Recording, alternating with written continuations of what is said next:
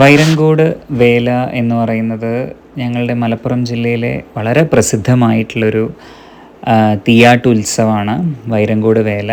അപ്പോൾ വൈരങ്കോട് വേലയത്തെ പ്രധാന വിശേഷങ്ങൾ നമുക്കിന്നൊന്ന് നോക്കാം. അപ്പോൾ കൊടുങ്ങല്ലൂർ ഭഗവതിയുടെ സഹോദരിയാണ് വൈരങ്കോട് ഭഗവതി എന്നുള്ളതാണ് സങ്കല്പം. അപ്പോൾ മലയാള മാസം കുംഭത്തിലാണ്, അതായത് ഫെബ്രുവരി, ഒരാഴ്ച നീണ്ടു നിൽക്കുന്ന വേലയാണ് വൈരങ്കോട് വേല എന്ന് പറയുന്നത്. മരമുറിയുടെ തുടക്കമാകുന്ന ഉത്സവത്തിൽ മൂന്നാം നാൾ ചെറിയ വേലയുണ്ടാവും. അതാണ് നമ്മൾ ചെറിയ തീയാട്ട് എന്ന് പറയും. അതേപോലെ ആറാം നാൾ വലിയ വേല, അതായത് വലിയ തീയാട്ട് ഉത്സവം നടക്കും.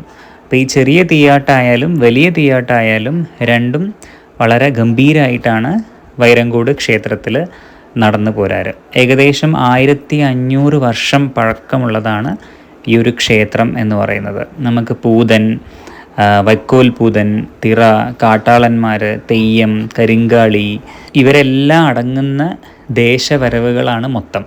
അപ്പോൾ അതുകൊണ്ട് തന്നെ എല്ലാ ദേശവരവുകൾക്കും ഈ വേലയ്ക്ക് പൊലിമ കൂട്ടുന്നവരാണ് ഞാൻ ഈ പറഞ്ഞ ആൾക്കാരൊക്കെ. വൈരങ്കോട് ക്ഷേത്രം എന്ന് പറയുന്നത് ആഴ്വാഞ്ചേരി തമ്പ്രാക്കൾ നിർമ്മിച്ചതാണ് എന്നതാണ് വിശ്വാസം. എല്ലാ പ്രാവശ്യം വൈരങ്കോട് വേലയ്ക്ക് പോയി കഴിഞ്ഞു കഴിഞ്ഞാൽ എങ്ങനെയായാലും ബ്ലോക്കിൽ പെടും.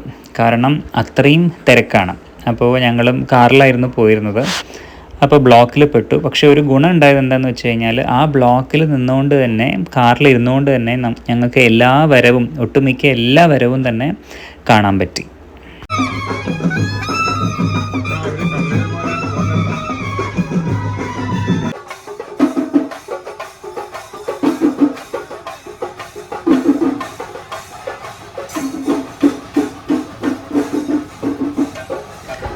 നമ്മുടെ ഗ്രാമീണ ഉൽപ്പന്നങ്ങളുടെ നല്ലൊരു വിപണി കൂടിയാണ് ഈ ഉത്സവപ്പറമ്പ് എന്ന് പറയുന്നത്. മൺപാത്രങ്ങൾ, മുള കൊണ്ടുള്ള കൈതോല കൊണ്ടുള്ള ഗൃഹോപകരണങ്ങൾ, അലങ്കാര വസ്തുക്കൾ, പൊരി, നുറുക്ക്, മിഠായികൾ, മധുരപലഹാരങ്ങൾ, അങ്ങനെ ഉത്സവപ്പറമ്പുകളിൽ മൊത്തം നമുക്ക് ഇത്തരം കാര്യങ്ങളെല്ലാം കാണാൻ പറ്റും. കാളകളാണ് മെയിൻ അട്രാക്ഷൻ എന്ന് പറയുന്നത്.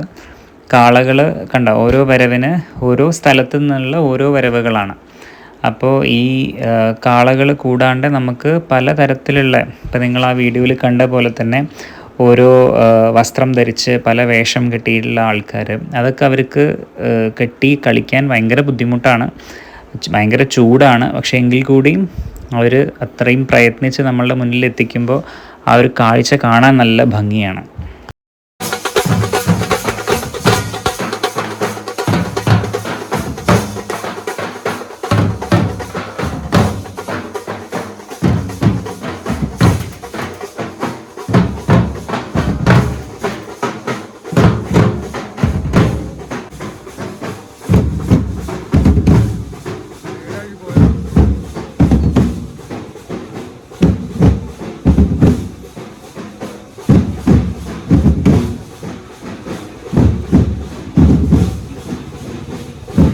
ചെണ്ടമേളം ഉണ്ടാവും. അതുപോലെ തന്നെ എല്ലാ ആൾക്കാരും ഒരേപോലെ, ഒരു റിലീജിയസ് ഹാർമണി കൂടിയാണത്. നമുക്കിങ്ങനെ ജാതി, മതം അങ്ങനെ യാതൊരു തടസ്സങ്ങളൊന്നുമില്ല.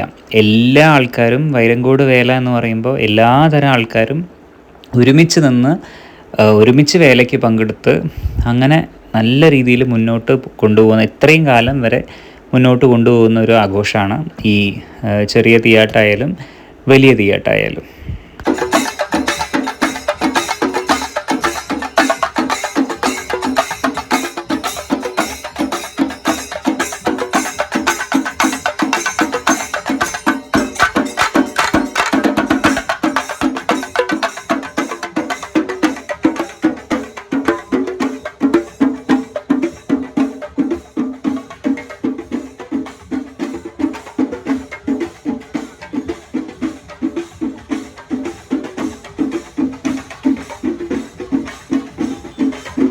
സത്യം പറഞ്ഞു കഴിഞ്ഞാൽ ഒരു ഉച്ച സമയമൊക്കെ ആകുമ്പോൾ തന്നെ എല്ലാ ആളുകളും അമ്പലത്തിൽ വന്ന് ഇടം പിടിച്ച് വയ്ക്കും. അങ്ങനെ പിന്നെ അവർ ആ ദിവസം മുഴുവൻ അവിടെ വേലയൊക്കെ കണ്ട് കടന്ന് പിറ്റേ ദിവസം രാവിലെ വരുന്നവരാണ് മിക്ക ആൾക്കാരും. അപ്പോൾ നമുക്ക് അത്രയൊന്നും ഇതുവരെ നമ്മളങ്ങനെ ചെയ്തിട്ടില്ല. കാരണം ആ ഒരു സമയമാകുമ്പോഴത്തേനും അത്രയും തിരക്കായിരിക്കും ആ ഭാഗത്തൊക്കെ. അപ്പോൾ എല്ലാ ഭാഗത്തു നിന്നുള്ള വരവുകളും അവസാനം ക്ഷേത്രത്തിലോട്ടാണ് വരിക. എന്നിട്ട് എല്ലാ വരവും ക്ഷേത്രത്തിൻ്റെ ആ ഭാഗത്ത് ഒരുമിച്ച് നിന്ന് വെളുക്കുവോളം നമുക്ക് ആഘോഷങ്ങളായിട്ട് പിന്നെയാണ് വേല അവസാനിക്കുക. ഞങ്ങൾക്ക് എന്തായാലും ബ്ലോക്ക് കഴിയാൻ അത്യാവശ്യം നല്ല സമയമെടുത്തു. അതുകൊണ്ട് തന്നെ ഞാൻ പറഞ്ഞല്ലോ, നിങ്ങൾ ഈ വീഡിയോ കാണുന്ന പോലെ പല ഭാഗത്തു നിന്നുള്ള വരവുകളും ബ്ലോക്കിൽ പെട്ടുകൊണ്ട് നമുക്ക് ബുദ്ധിമുട്ടാണ്. പക്ഷേ അതുകൊണ്ട് ഞങ്ങൾക്ക് വരവുകൾ നിന്ന് കാണാൻ പറ്റി എന്നുള്ളതൊരു അഡ്വാൻറ്റേജ് ആയിരുന്നു. പിന്നെ ഒരു ഏതാണ്ട് ഒരു 1.5 മണിക്കൂറോളം ബ്ലോക്ക് പെട്ടതിന് ശേഷമാണ് നമ്മൾ പുറത്തേക്ക് വന്നത്. ഞങ്ങളെ വീടിൻ്റെ ഫ്രണ്ടിലുള്ള റോഡാണത്. അപ്പോൾ അതിലൂടെയും വരവ് പോയിരുന്നു. 2-3 വരവൊക്കെ അതിലൂടെയും പോകും. കേരളത്തിനെ സംബന്ധിച്ചിടത്തോളം നമുക്ക് എല്ലാവർക്കും അറിയാം, ഏതൊരു കൊല്ലത്തിൻ്റെയും ആദ്യ പകുതി എന്ന് പറയുന്നത് ഉത്സവങ്ങളും പൂരങ്ങളും ഇങ്ങനെ ഒരുപാട് ഇതായിട്ട് ഫില്ലായിരിക്കും ആദ്യത്തെ പകുതി എന്ന് പറയുന്നത്. രണ്ടാമത്തെ പകുതി ആസ് യൂഷ്വൽ നമുക്കൊന്നും ഉണ്ടാവില്ല, മഴക്കാലവും കാര്യങ്ങളായിട്ട്. അങ്ങനെയാണ് ഒരു വർഷം പൊതുവെ പോവാറ്.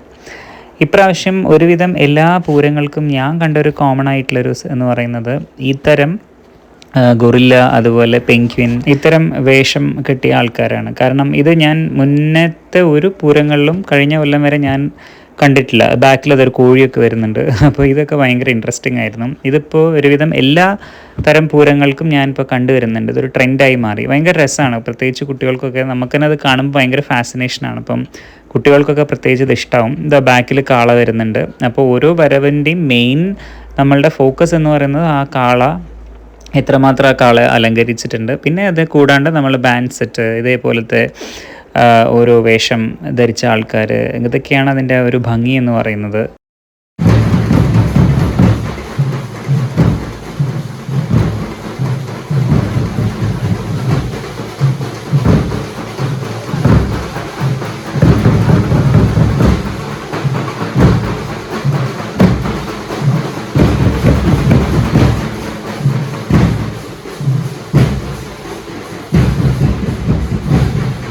അപ്പോൾ മലപ്പുറം ജില്ലയിലോ അല്ലെങ്കിൽ സമീപത്തൊക്കെയാണ് നിങ്ങളുടെ താമസമെങ്കിൽ എങ്ങനെയും വൈരങ്കോട് വേല മിസ്സാക്കാണ്ടിരിക്കുക.